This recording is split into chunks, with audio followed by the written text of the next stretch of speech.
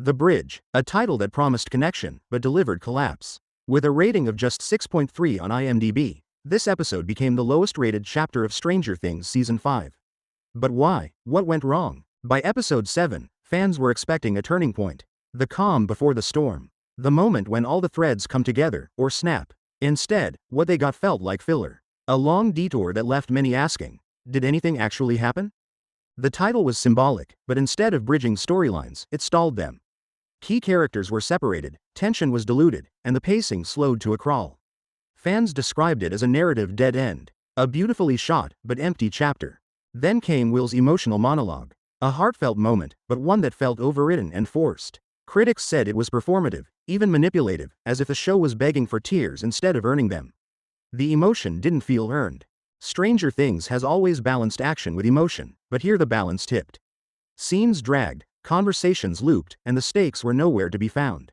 Reviewers said the writers seemed afraid to pull the trigger. And maybe they were. And the danger? Gone. Characters now wear plot armor so thick that fans no longer believe anyone is truly at risk. Safe isn't what made this show great. The tension that once defined Stranger Things has disappeared, leaving predictability behind. That's why some fans are whispering, maybe Stranger Things is becoming the next Game of Thrones. A show that soared, only to stumble in its final act. Rushed resolutions, overstuffed dialogue, emotional manipulation, and fading consequences. The backlash was swift. IMDb flooded with low scores. Reddit threads exploded, YouTube filled with disappointed reactions. But it wasn't just hate, it was heartbreak. Because people care. They care enough to be disappointed when the story falters. So is this the end? Or just a stumble before the finale? Episode 8 is still on the horizon, with a chance to redeem the season.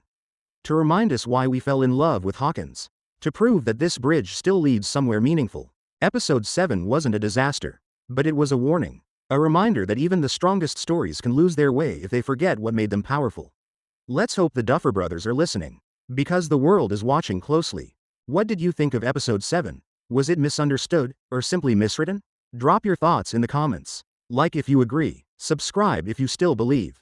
And remember, sometimes the real danger isn't the monsters we see.